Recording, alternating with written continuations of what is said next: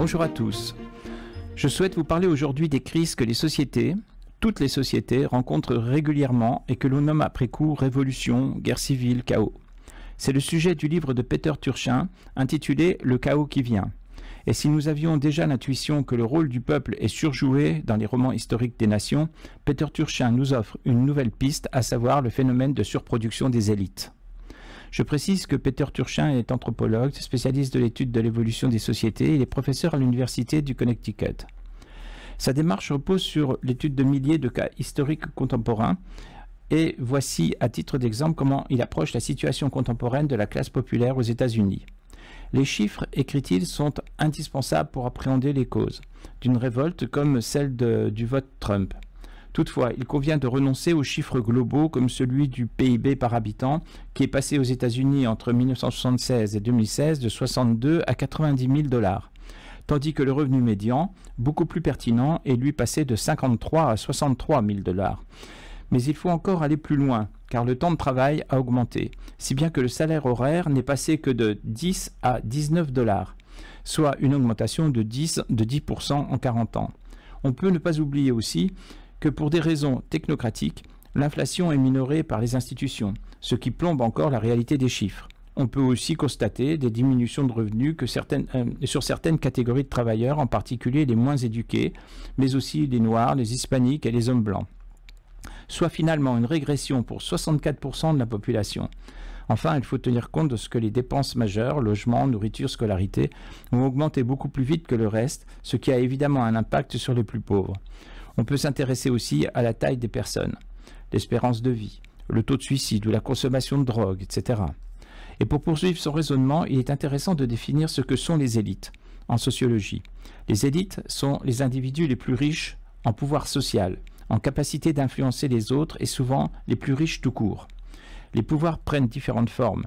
Le pouvoir réglementaire, la richesse qui permet de payer des gens pour faire ce qu'ils veulent, le pouvoir administratif, celui des petits chefs, enfin le pouvoir des normes sociales, pouvoir idéologique de persuasion des médias et d'Internet. Ces travaux mettent en évidence 4 facteurs structurels d'instabilité.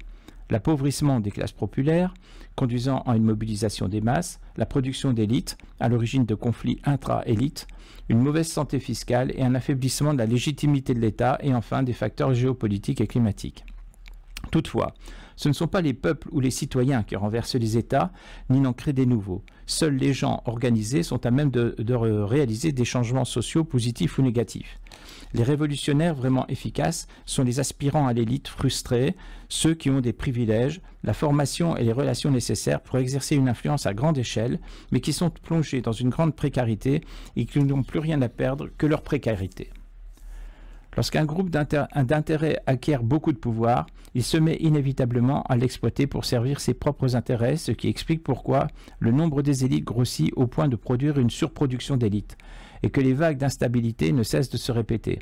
Par exemple, trop de nobles, qu'il faut canaliser vers les guerres ou les croisades, ou à notre époque, trop de diplômés qui alimentent le camp des extrêmes. Les empires connaissent des phases de prospérité suivies de phases de désintégration qui fluctuent selon une certaine rythmique.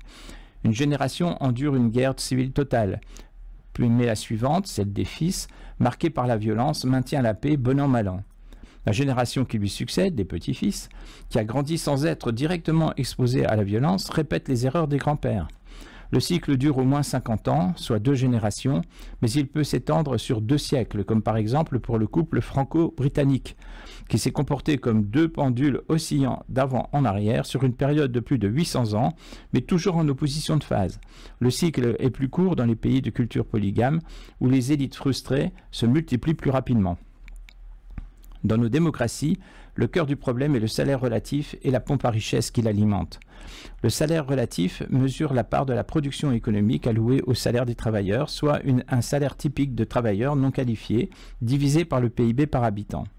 Lorsque le salaire relatif diminue, cela mène à la fois à l'appauvrissement et à la surproduction d'élites.